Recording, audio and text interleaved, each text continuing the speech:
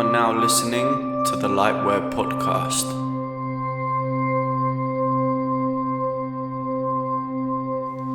www.lightwear.co.uk. What's going on, people? It's your host, Aaron Cap1 from Lightwear Apparel. This is the podcast. And this evening, I've got a very special guest called Billy Carson. He's, I don't even know what to label you as. I don't really know there's not really a label for you with the amount of projects that you're involved in, the amount of things that you do. So I think I'll just hand it straight over to you, Billy. Can you give a brief introduction about what you do and who you are?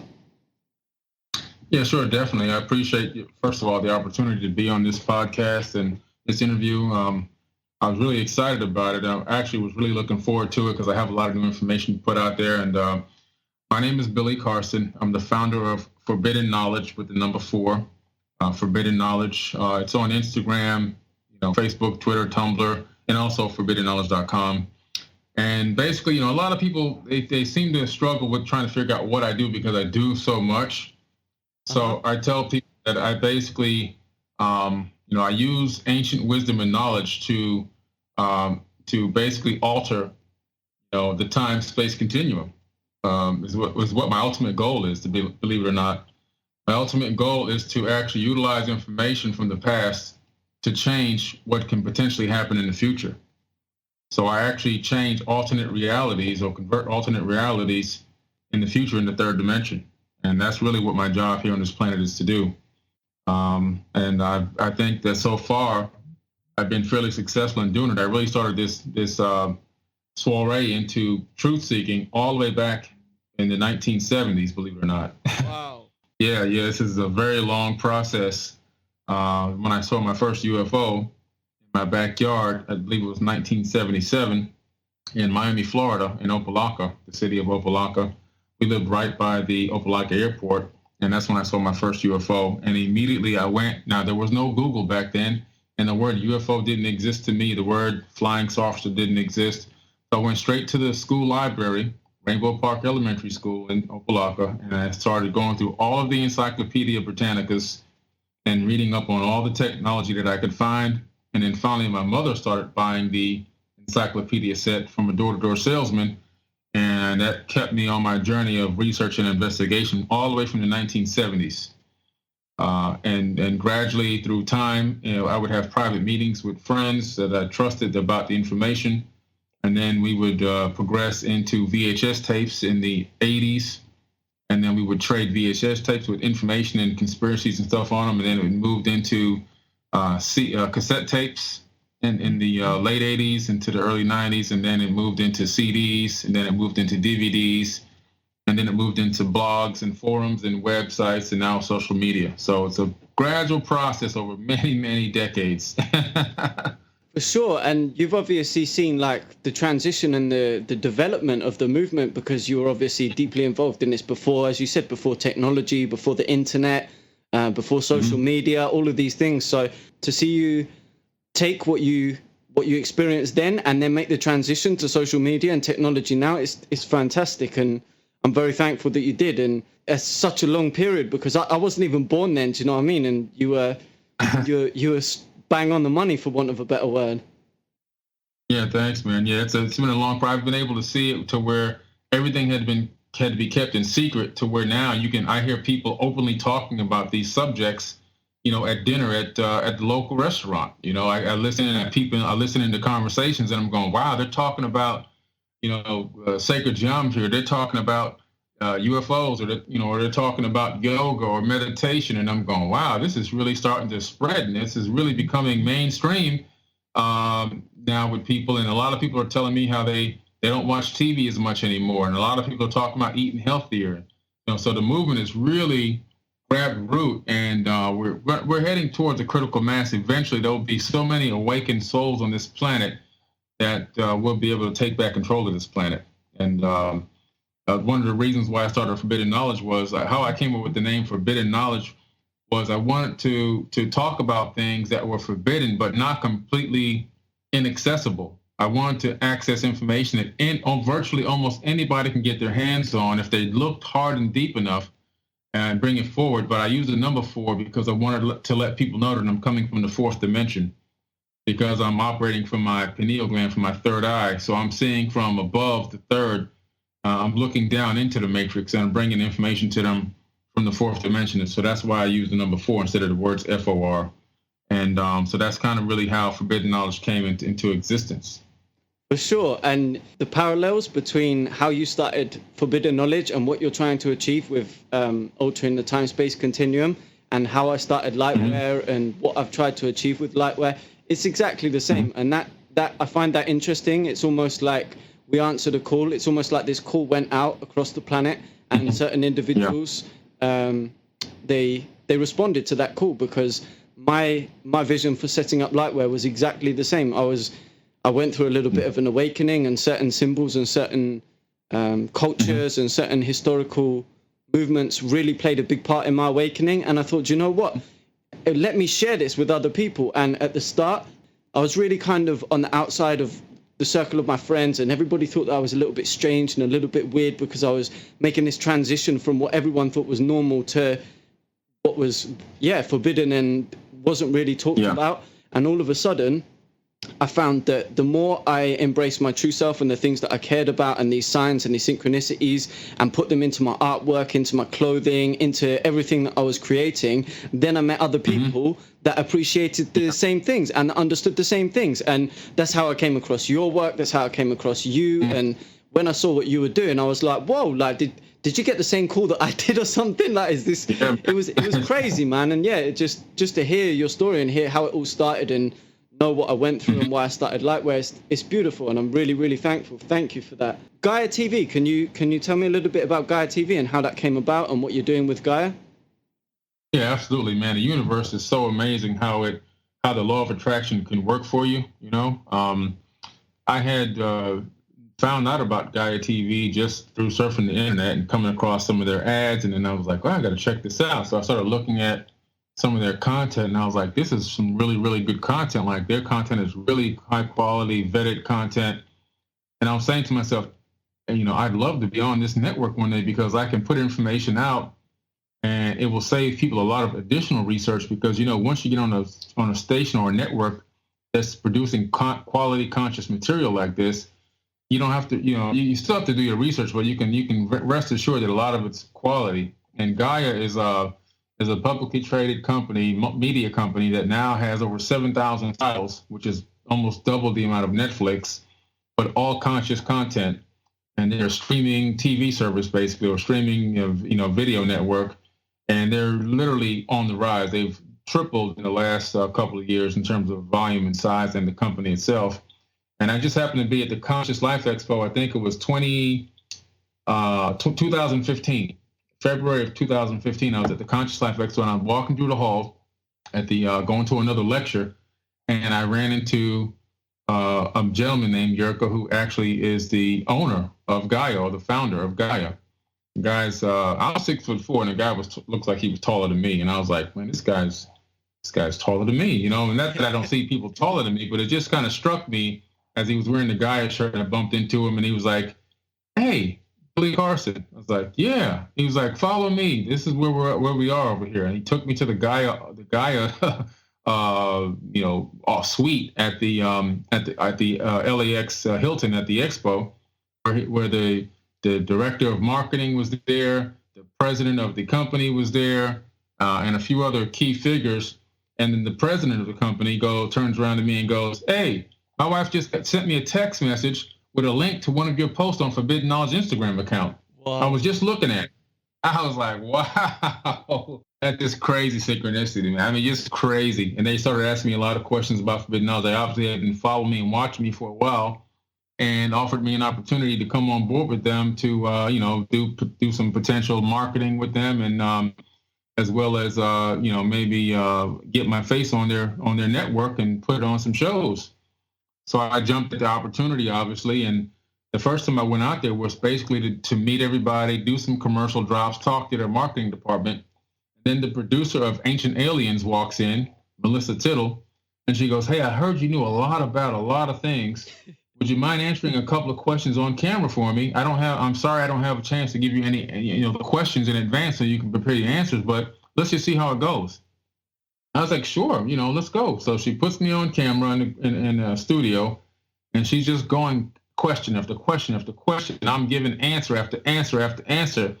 I didn't know that this was the Deep Space series, season 1. Right. And she was like blown away. She said, I can't believe that you didn't have any time to prepare for any of these answers and you knew all of this information. And she's like, we got to have you back on more shows. So, nevertheless, Deep Space was a hit. It came out, it was a hit. Now we're working on season 2, Deep Space. And I've already filmed about 2 or 3 episodes there that I'll be on. But that got me in the door. And then now I've been on 5 different shows now, between Beyond Belief, which is coming out, a couple of interviews by the buzzsaw Sean Stone, and a new show coming out, which might be called Ancient Civilizations. I'm on that as well. And it just keeps bubbling over and over, and quite a few podcasts and so forth. So Gaia is really now kind of taking me under its wing, and they're really, I guess, prepping me for maybe even something bigger, potentially my own show, which is going to be very exciting. So I'm pretty excited about Gaia, man. They made me feel like family. They made me feel at home. And they got a great, great team working over there. And people always ask, why does Gaia cost money? Knowledge should be free. Okay, well, knowledge should be free. Yes, I agree with that. But unfortunately, not in the world that we're living in today. We don't have the capability of doing that. I don't think people realize that 33 cents a day is not a lot of money to spend on knowledge like this. These people have, for example, just for me to do Deep Space, I'll give you a quick example for your listeners. Sure. Okay. They've got to fly me out there. They got to put me in a hotel. They've got to give me a per diem for food. They've got to provide me with a driver to get to the location, or either reimburse me for a rent-a-car. Then they've got to rent out the studio for the day. They have to have a director, cast, cameraman, sometimes 2 cameramen. They have to have a producer. All of this costs a lot of money. If the episode requires travel, like they just came back from Peru, now they got to take a whole crew to Peru, airfare, hotels, food, per diem, whatever other expenses. Then in the show, you have to use stock footage. Some footage may be already licensed, and you got to pay licensing fees. So let's just say one episode might cost $15,000 to $20,000 to produce one episode, and you have 15 to 20 episodes in a series. So these people can't come out here, do all this work and everything else, and then go home to their families and go, oh, honey, I'm sorry, I can't bring home any dinner tonight because I work for free again for Gaia. No, these people got families too, so it's a member-driven club or network. And so it's $9.95 a month. It's about 33 cents a day with a 99-cent sign up. So if somebody can't afford to pay that, then they really aren't really interested in investing in their own knowledge, because people spend more than that on cigarettes and going out and doing stuff that doesn't make any sense versus $10 a month. So hopefully that answers to a lot of the people who may be like, well, I wish I want to get on it, but it costs $10 a month. Well, when you look at it, I mean, what you're getting is highly researched and vetted information with no TV commercials. It's really hard to beat. That's a great opportunity, I think, for a lot of people. I totally agree. And I'm of a similar belief as well, that, of course, knowledge and these things should be free. In an ideal world, it would be fantastic if it was. But unfortunately, we do live on the planet that is held hostage to this capitalist entity that is currently occupying our planet. And for that reason, no matter how much we would love to, we can't give everything away for free, or else we would then end up broke ourselves, living on the side of the street, and then we wouldn't be able to do the work that we're doing. I totally understand what you're saying. And I think it was Junvalo Melchizedek, he mentioned in one of his books that knowledge should be free. And if you come across someone that really can't afford something, then by all means help them, like in a charitable case. But if someone has got the money, then it's almost a mark of respect to part with something, even if it's something small. Even if you said, like you said, 33 cents a day, that small transition, because obviously money is a form of energy. I believe that it's a mark of respect to part with your money if you are serious about this path of knowledge of self, and if you're serious about progressing on this path and taking it serious. And if you're not, then by all means spend your money on something else, go and buy McDonald's or something, but don't then complain about the other side of things. So now I totally understand where you're coming from, and I've encountered similar things, and people say, well, how can you charge for this? How can you charge for that? And I'm thinking, man, you don't ever go and ask these politicians these questions. You don't ever go and ask these mainstream media personalities all of these things. You don't ever ask these rap stars these things, but you're happy to go and buy some of these rappers' new albums and stuff like that, and they're just poisoning your children's minds and stuff. So for me, I don't have a problem with parting with money and energy in exchange for other things, and I often like to trade with people. Like if for example somebody can't afford some clothing or a t-shirt, I'm happy to trade some artwork with them or something like that. And then in certain situations, if I do come across someone that I know genuinely could not afford and could not make a money transaction, then I'll help them out, and I will quite happily offer my services or offer my skills or offer my artwork or something like that to someone that deserves it. But if I see someone that is in a position that they are capable to part with the money and they're spending their money on other stuff, don't tell me about, I can't afford this, I can't afford that, because it's down to priorities. And to be honest with you, if you can't prioritize your health and your knowledge of self, then what are you spending your money on, and what do you care about? Exactly, man. I was telling people, man, look, I canceled my cable TV a long time ago. That saved me $190 a month. All I have is the internet. That's all I need. I have a Roku device, which has my Gaia on it. It has Netflix on it in case I want to watch a movie. And it has sport updates on it for my sport, so I can watch that. That's all I needed. So that it's up to what you want to sacrifice. Are you willing to sacrifice buying packs of cigarettes that cost $6 a pack? Are you willing to sacrifice partying every weekend? There you go. There's a lot of ways to find $10. There you go. And that's exactly the same as me. A few years ago when I was at university, I was spending my money, I was drinking, I was smoking, all of this stuff. I quit all of that about probably 2017, about 4 or 5 years ago now. And I haven't spent any money on alcohol, any money on tobacco, any of that stuff. And I actually find that I've got money to invest in other things and to make other things possible, which I wouldn't have been able to do before because I was living beyond my means, and I was spending my money on things that were actually destroying me and destroying my mental and physical health. And I'm happy to say that I've made the transition now to the point where I live a lot more simply, but I've got money to achieve the things that I want to, and I see that that's contributing to the collective as well. And it's interesting that you've mentioned this, because my journey on this path, it was actually triggered a good few years ago when I was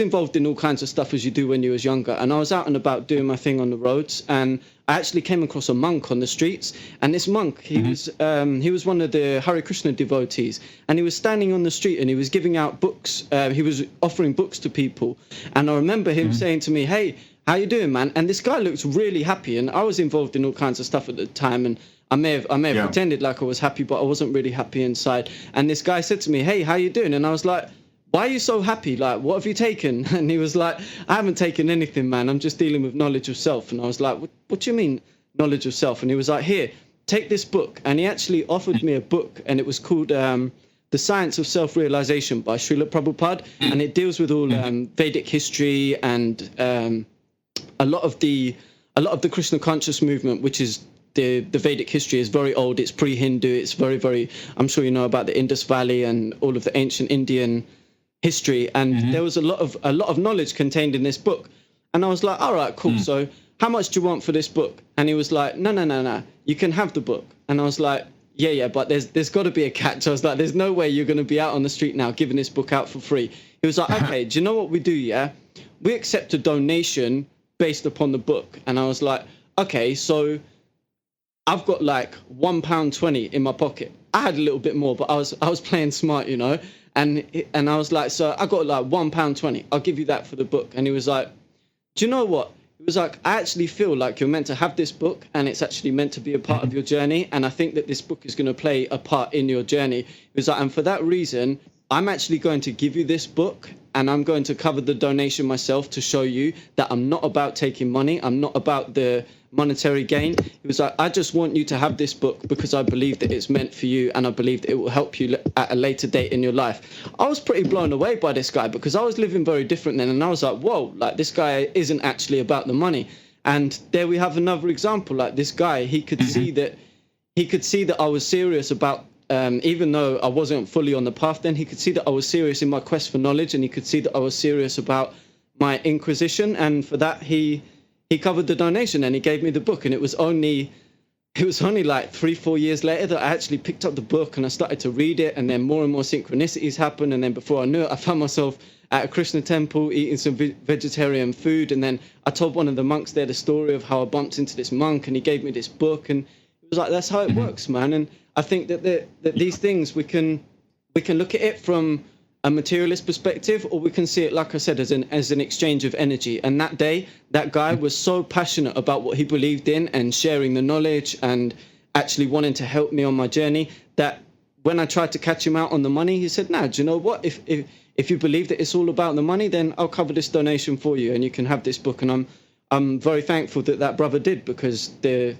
book went on to help me a lot in my journey, and it really influenced me on my path. So yeah, I've experienced very similar experiences on my path and on my journey. So I'll never hold it against someone if they do ask for a donation or something when it comes to serious knowledge. And then I do appreciate the people that are happy to share and to offer charity where they can. It's all a part of the path, you know. And I think the more you're greedy and the more you're selfish, then you attract that karma. And the more you give and the more that you embrace the abundance, then you attract that karma, and you attract the law of attraction will manifest that abundance into your life. I know that it definitely has for me. Yeah, absolutely. You're right. You hit it right on the head, man. I agree 110%. Real. So let me ask you about the first class space agency, because this is something that I'm really interested in, and I think the listeners could do with benefiting from a little bit of information on it as well. Absolutely, man. I came up with the concept for the first class space agency as I began to research a lot more about private space, the private space industry. And I started researching that when NASA was claiming it was running out of money and it was shutting down the space program. And I was like, you know what? This is a bunch of bull. I know you guys ain't shutting nothing down. Everything must be going into the secret space program or being suppressed from the general population. And then, of course, at that same time, they started promoting a lot of information about Elon Musk and SpaceX, which is a private space company. So I said, man, there's got to be something to this. So the more I researched and dug into private space and started learning about all these private space agencies, not just the ones that have launch capabilities, but the ones like what I have, which produce ancillary benefits to products, research and development, and services for space agencies like SpaceX and Bigelow Aerospace, then I began to realize that it was a huge opportunity to jump into. And I said, I'm going to start a nonprofit space agency. I'll call it First Class Space Agency. And what we do is we don't have launch capability, but our initial phase 1 is research and development of zero-point energy devices and alternative propulsion systems. And the major objective for me with this is not only to provide this type of research and development for spacefaring vessels, but also, you know, what happens typically in space affects the people on the planet Earth. So if I can use grant money to develop zero-point energy devices that can help people on this planet, you know, yet alone being used in space, more importantly on this planet, then I've just reached my goal of becoming a modern-day Robin Hood. That's what we're excited about, being able to provide energy to people in third world countries that don't have it without having to build a generator. That uses fossil fuels, things like that, and being able to provide alternative propulsion systems that may eventually be used in modern vehicles here to make our vehicle of transportation more green versus using combustion engines and fossil fuels, which we've got to get away from. So that's the main objective behind it, to be honest with you. And the caveat is being able to provide these services and research that may eventually be used in a space vessel. But more importantly, that it can be used to help the citizens on this planet. That's amazing, and I'm so thankful that you are doing that, and I'm sure that many other people are, because it takes individuals like you and others to step up to the mark and to actually start to manifest these things. And who knows what the future holds, and who knows what the end goal will be, because the universe is a crazy place, you know. So yeah, I think it's amazing what you're doing, and I'm very thankful that you're doing it. Thank you. Yeah, man, definitely. That's what we've been trying to do. Just find a way to bring these technologies to the forefront. And so you have to play the game, and how you play the game is you gotta get on their system. You have to get inside of the matrix, and then you have to manipulate it. You have to bend it to your will. And there's ways to do that. And a lot of the more successful businessmen, even like the Donald Trumps of the world, have manipulated and played with the matrix in order to benefit themselves or enrich themselves. So this is nothing more than utilizing the same tricks of the elites that they've been using for eons, but using it for the betterment of mankind. And these are when you achieve a certain level of consciousness and you can see through things, then you begin to realize how you can utilize the matrix, and you can bend the matrix to your will. Just kind of like in the movie Doctor Strange, the Ancient One was able to draw power from the dark side in order to do good. It's a very thin balance, but it's there. And like I always tell people, when the student is ready, the teacher will appear. For sure, it definitely did for me. And it reminds me that this is very important that we touch on this, because what we're discussing is the ability for each individual on this planet to create their own reality, and to change what we call reality, and to change what we call this planet. Each individual, I personally believe, possesses the ability to do that. But unfortunately, we've been so disconnected from our true selves and from our true power, that a lot of people actually believe that there's only a small group of individuals on this planet that can do that, and they're the ones that are, just funnily enough, it just so happens that they're running the show, and they're the ones that are actually empowered on this planet. Well, we can use that same knowledge, and we can use the same gift of creating our own reality, and we can flip the script, and we can create an alternate reality which will render the old one obsolete, so that we don't actually need the old reality, and we don't actually need their ways anymore. I think it was Buckminster Fuller said that you don't change things by battling the way they are. You create a new way that makes the old way useless. Exactly. So we can bang on about how the system's corrupt and how politics is a drain and all of this stuff, but the more we put our energy into that, and the more we hate these individuals, and the more we cuss them, and the more we're spending our energy and our time on it, the more we're actually creating the reality that they want. If we withdraw from the game, and we withdraw our energy and our co-creative powers from their reality and channel it into our own, we can all change. For a start, our own experience. I know that I definitely changed my personal experience when I changed the way that I was thinking. But then when we unite with other individuals that are of a similar mindset and of a similar vibration, and that have reached a certain level of awareness, we can actually make big changes, because one person can do one thing, but 10 awakened individuals, they can create a huge difference, and they can make a huge difference. And I personally believe that this is one of the main reasons that they keep us under this divide and conquer weight, because they know the power of the everyday person. The minute that light switch goes on, bing, and they realize, hang on a minute, I can create my own reality. They know that the game's up. That's right, man. That's right. You hit it right on the head, man. That takes me back to Genesis 11 in the Bible, where if people really analyze the ancient text and go back into the Akkadian language and go from there, you'd be able to, right? Yes, exactly. You can find that the stories are all there in the deeper ancient text. And what happened was when the humans were building this Tower of Babel, this is in Genesis 11 in the modern Bible, what they were doing was they were actually trying to build a spaceport to mimic the gods, or either maybe a real spaceport, because they were talking about putting a Shem on top in the ancient Sumerian cuneiform, and a Shem translating to a spaceship or a rocket ship or a ship that's going to reach the heavens. So they were trying to build a spaceport in ancient times, and Enlil, one of the Anunnaki gods, who was also Yahweh, had been gone for a while. When he came back and saw that the humans had built this tower, right away. He says, hell no, I'm not. I'm knocking this down. These people can achieve too much.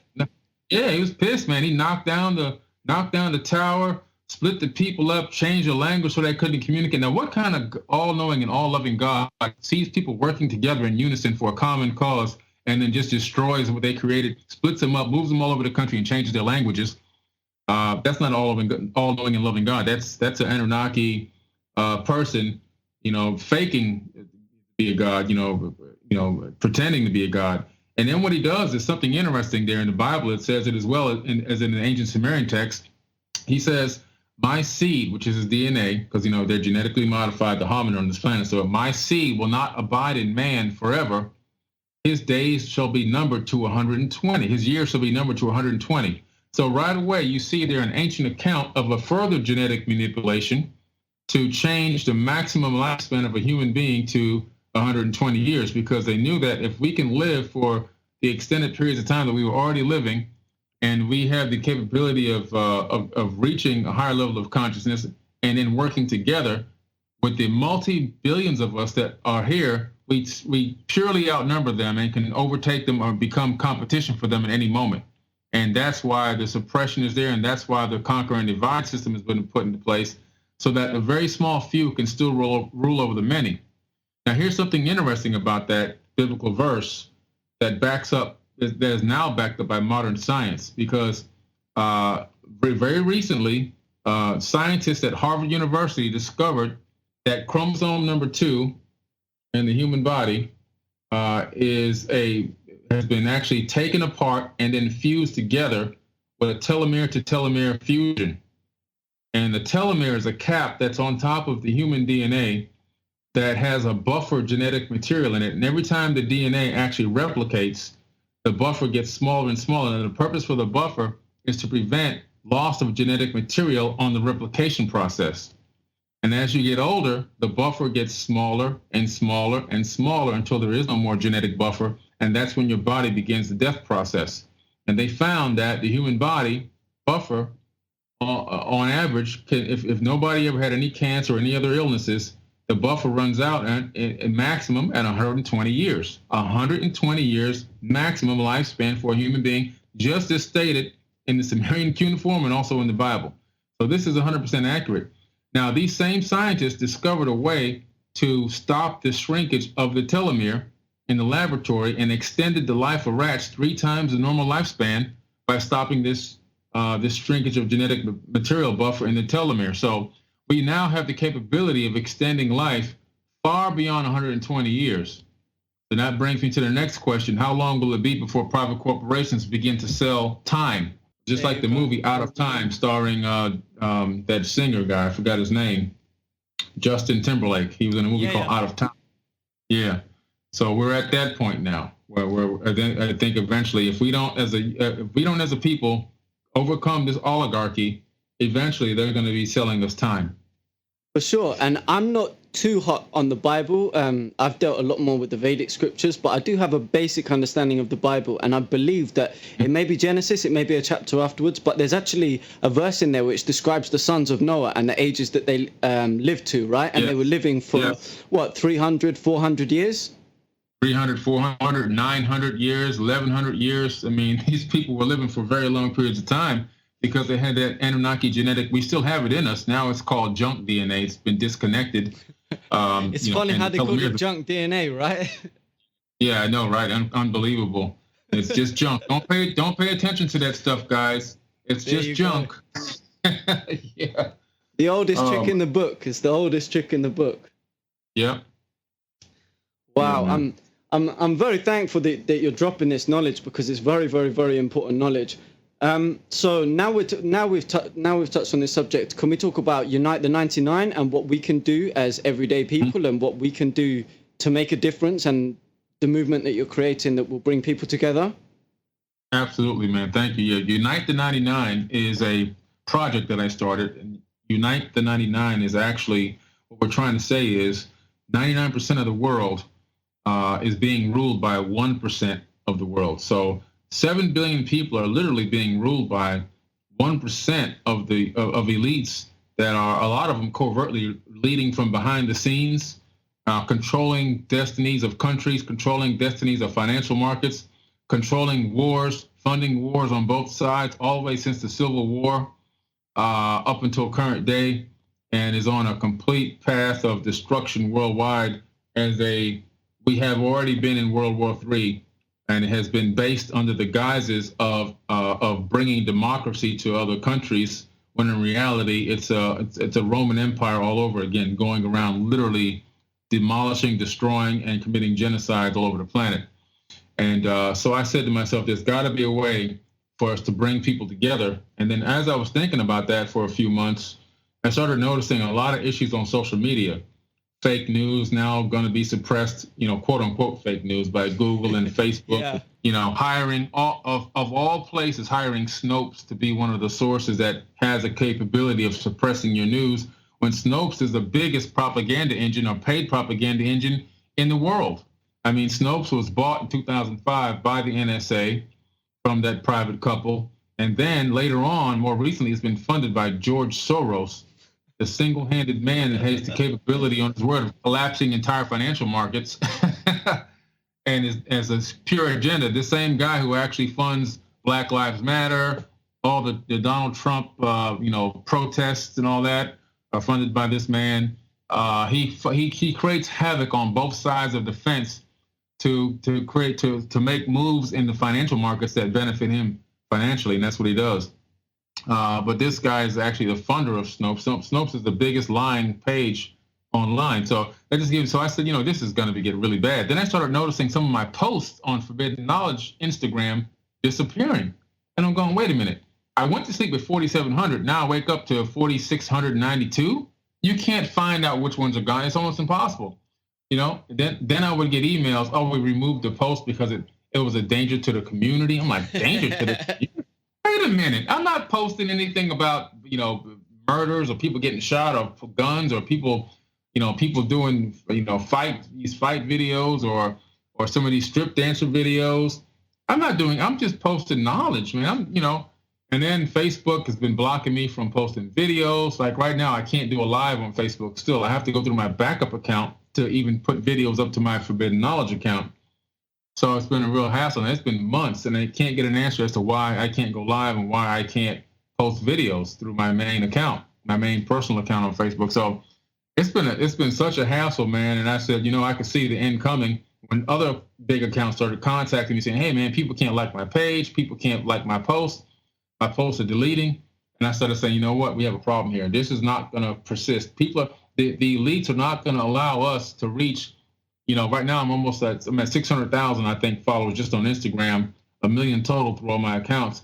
I don't think they're going to allow me to touch 5-6 million people with this information on a daily basis. Right now, my analytics tell me I'm reaching 20 million people per post through my networks.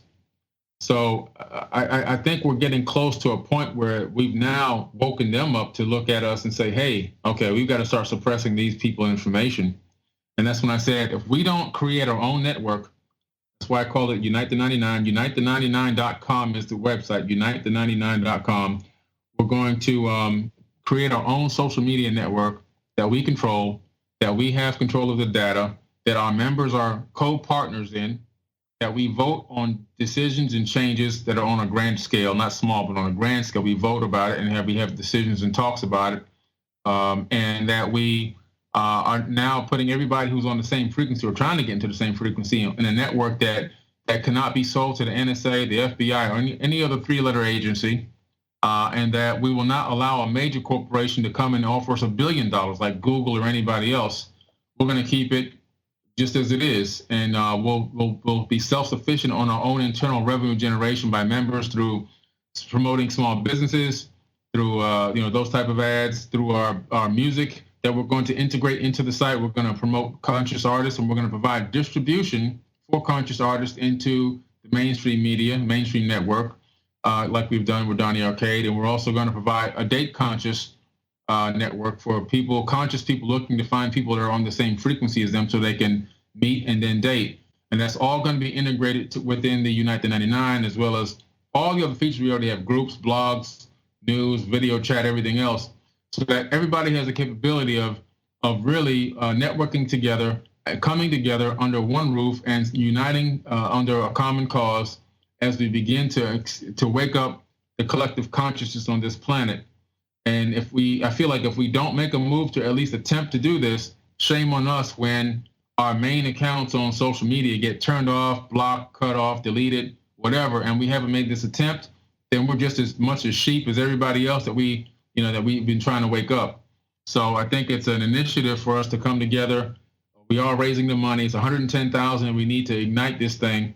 We've raised about almost $9,000 so far in 1 week, which is fantastic. And we're going to keep plugging away at it. So if anybody wants to help support this, become a member, uniteth99.com. Go there and support. It's a GoFundMe page. We'll even take $1. It doesn't matter. We're just going to put this thing together. All the information about the actual service and what it's going to provide, the network itself, is all there in a video, several videos on the site. So check it out, make your own mind up. But we will be a huge force in the conscious community as a private, independent social media network. For sure. And I'm so glad that you've mentioned these things, because what you've just described is the exact experience that I went through, and I didn't understand it. And it was only once I started to connect with other conscious artists and other pages and other movements, because I only made my page in like 2012, and I originally started out, I was making conscious hip hop, and I used to promote my music and stuff, and everything was fine. And then I started to post a little bit of deeper subject matter because I was going through an awakening myself. I used to post about Flower of Life, Anunnaki, ancient Khmer, ancient India, Vedic history, stuff like this. And all of a sudden, when I started to go down that path, my posts, they seemed to drop how many people they were reaching. And I actually built my page to, I built it up to around just under 30K. It was like just under 30,000. And all of my posts now, no matter what I post, they never reach, like, they get like 4 or 5 likes on Facebook with the Facebook page. So I've got 30,000 people following my page, and my posts are reaching 4 or 5 people. And it was at that point that I realized, hang on a minute, like, I'm not too much of a conspiracy theorist, but there's definitely something going on here. Because then when I would go on like models pages and car pages and stuff like that, I'd see these guys, and even like the right wing, the fascist pages, these people promoting racism and stuff like that. These guys are hitting big numbers on their traffic. They're getting like loads of traffic directed to the page. And I'm thinking, hang on a minute. So you're telling me that all of these pages are fine, but you post about Flower of Life and ancient history and ancient Khmer, ancient India, Vedic knowledge, all of these things, and that all of a sudden is a problem. And I tried to contact the social media people. I tried to contact Facebook. I didn't get any responses. And then, like you, I started to get articles flagged. I started to get posts flagged, posts taken down. And I thought, you know what? I'm fighting a losing battle here, because they've obviously put some form of filter or censorship on the page, which is limiting how many people it's reaching. And I'm very thankful that through synchronicity and through the universe's assistance, I actually managed to meet another few individuals that own some bigger pages and that were running movements. And they said, hey, do you know what? Jump on board, man. We're all experiencing the same thing. Let's build together. And I'm very thankful for the brothers and sisters that have built with me over the past few years, that have persevered through these hard times of them censoring our posts and locking off pages, deleting our accounts, all of these things. I'm very thankful for the people that have persevered through these hard times and that have continued to share and continue to build with other people. Because if it weren't for us, I think the movement would have taken a real hard blow. And I think I don't want to say it, but I don't know whether we'd be here now. And I don't know whether the movement would be as strong as it is now if we hadn't have worked together. So the Unite the 99 has 100% my support. It has Lightwear support. I encourage everyone to please go and check out the website.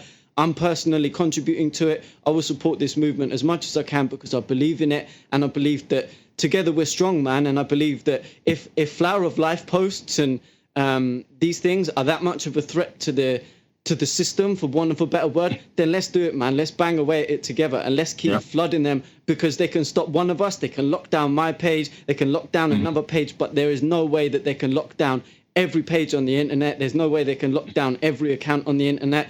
And it's only through sticking together that we're going to survive and that we're going to come through this. And Unite the 99, to me, sounds like a very logical and rational a very logical and rational conclusion to come to take the power into our own hands and to empower ourselves and to say, do you know what? We don't even need your platform anymore. Keep it. Keep posting all of this nonsense. Keep posting all of these girls shaking their asses and all of that stuff. You keep that flowing, and you keep all of those posts flowing. We've got our own network here. We've got our own movement, and we're going to push the serious higher knowledge. And for the people that are drawn to that, they will come to that. And the law of attraction states that what you put out into the universe with the intention, you will receive back. And I believe that the people that are meant to hear and that are meant to feel and that are meant to experience the knowledge and the stuff that we share, they're going to find it. And that's how it's worked for me. And yeah, just thank you for the work that you're doing, man. Big up. Man, thank you, man. Appreciate it. You're welcome, man. Right, just before we bring the interview to a close, I think it would be really good if I can just ask you to touch on two subjects. Number one would be the flower of life, because I know that Gaia TV, they've got the seed of life as their logo, right? Yeah, absolutely, yeah. Right, and it's the logo for Lightwear as well, and that symbol, I can attribute probably 50% of my awakening and the transition in my life. It might sound crazy. I can attribute a lot of it to that symbol because of the difference and the amount of synchronicities, the places that I found it, the knowledge that it contains, the impact that it had on my life is beyond words. So please, if you would, just say a little bit about your experiences with the flower of life, the ancient history of it, what it means, and your experiences with it, please. Yeah, definitely. I'll tell you, back in May of 2014, I went to Egypt for quite a while, and I went everywhere I could possibly go. I went to see every temple, every ancient site, of course, the Great Pyramids, climbed inside the Great Pyramids. One of the highlights of my trip was to go to the Temple of Osiris, or the Osirian Temple, which is actually partially buried. It's so low on the ground because of over the many years, it has built up a lot of dust and dirt. Parts of the year it floods, and when I was there, it was partially flooded, but not too bad. So we were able to go down a little bit into the area. And just as I saw in the movie Thrive many years ago, the flower of life burned into the actual pillar at the Osirian temple. And it's just amazing to see that this object was literally burned into this, whatever method they used, into this pillar so many thousands and thousands of years ago that it's mind-boggling. And people go, well, what is the flower of life? Well, the flower of life literally is the ether of space itself, space-time itself. So basically, the flower of life is literally the ether. This is what people don't know. The actual ether in the base form in the actual universe itself is the flower of life. It actually literally spits out life. It's part of the cellular structure of this biological universe. It's so much bigger than people even think or know. And it's responsible for everything from the form of the humanoid shape, the form of all organic life. It's even responsible for the spots on a cheetah, for the pattern on snapperfish, for the stripes on a zebra. It's like everything is emanating from this flower of life form. It's so much deeper than just, a symbol and sacred geometry. In the base of the human spine and of the embryo, these cells form together to create this flower of life pattern, and they maintain that same shape in the base of the spine for the lifetime of a human being. It's so many aspects of this flower of life that is so interesting. Leonardo da Vinci was really interested in the flower of life and its form and its mathematical properties. And he was interested in how the flower of life is connected to physical reality as well as consciousness even. So he even figured this out back then, that it was, it was connected. And it starts off as a seed and it progresses through all the way from the fruit to the tree to the flower. And it's really derived from this lifelong ancient pattern. And it has embedded into it the Fibonacci sequence. Now, the Fibonacci sequence, in my personal opinion, is a fingerprint of the creator.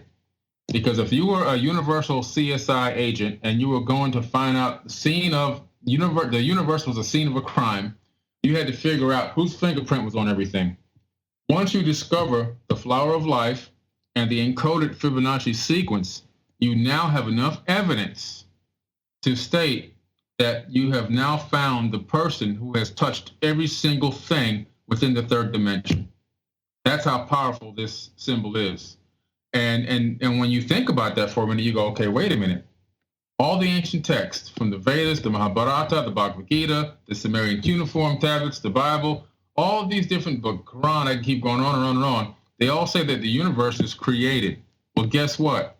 They are right. The universe is created, and there is a creator, and the mathematical equation has been embedded literally into everything from the human body, the distance between the joints in your fingers, the distance between your wrist to your elbow to your shoulder, all these different calculations within the human's body, including the distance between your eyes, your nose, your chin. All these calculations fit right into the Fibonacci sequence and the flower of life. And it just proves that we are living in a creation. Now, the flower of life has taken me to a whole nother realm of investigation, where I started researching a man by the name of Sylvester Gates Jr., who's a professor of supersymmetry at the University of Maryland. And this gentleman has, through the flower of life, has discovered something on a smaller scale called adinkras, which he didn't really discover, he rediscovered them. These adinkras are mathematical patterns that come out of the flower of life that then he has now discovered are part of the coding that makes up the third dimensional ether. So the base reality, or the base ether of the third dimension, is made up of this digital code that is the same exact type of code that runs search engines and browsers on our computers. So what does this mean? Now we're going even deeper down the rabbit hole, because now what it means is the flower of life is part of the coding that actually makes up the realm of not only consciousness, the encapsulation of consciousness, but also everything that we see and feel. And it's almost as if we're now coming to the realization that we're living in a created universe that might be a fractal quantum holographic universe. And we ourselves are light entities or light beings emanating from this flower of life consciousness to inhabit these artificial avatars that are literally just holograms for a short period of time until these avatars expire, and then we move on to the next thing. So it just goes so much deeper than just a sacred geometrical symbol. It goes into the nature of reality itself.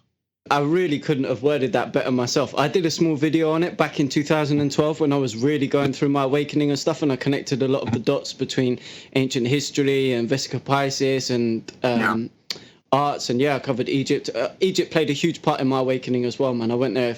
I've been there twice in my life. I went there back in 2012, and it played a huge part in my awakening.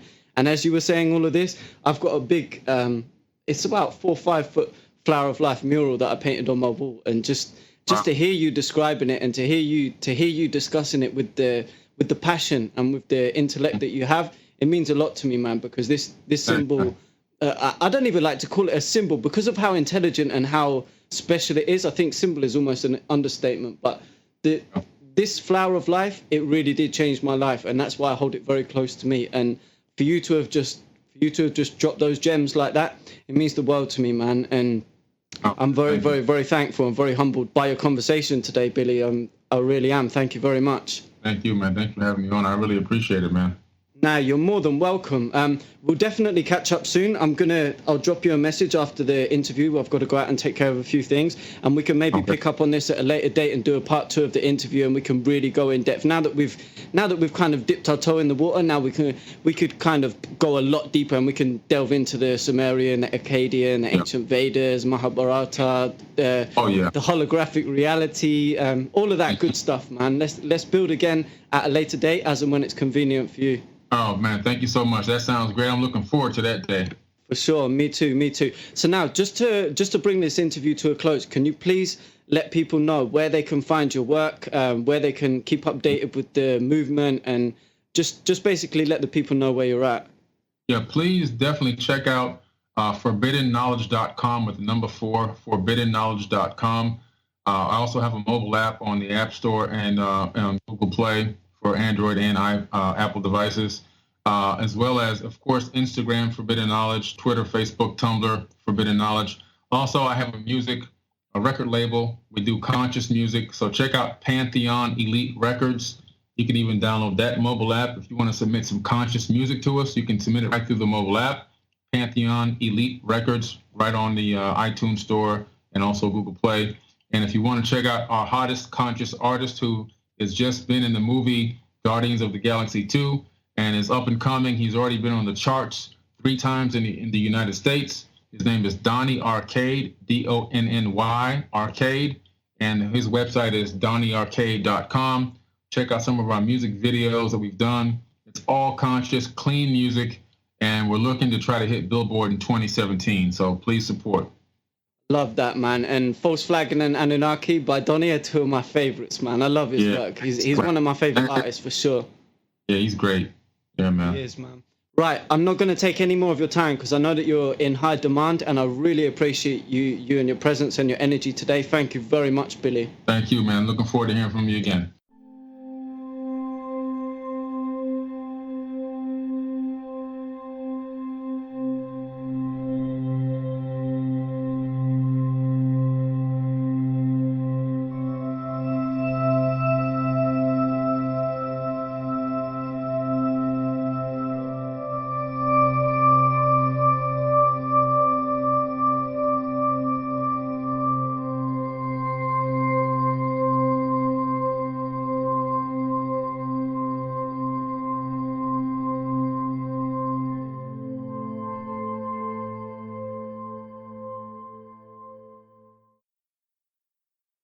If you have enjoyed listening to this podcast, please consider leaving a donation at our website.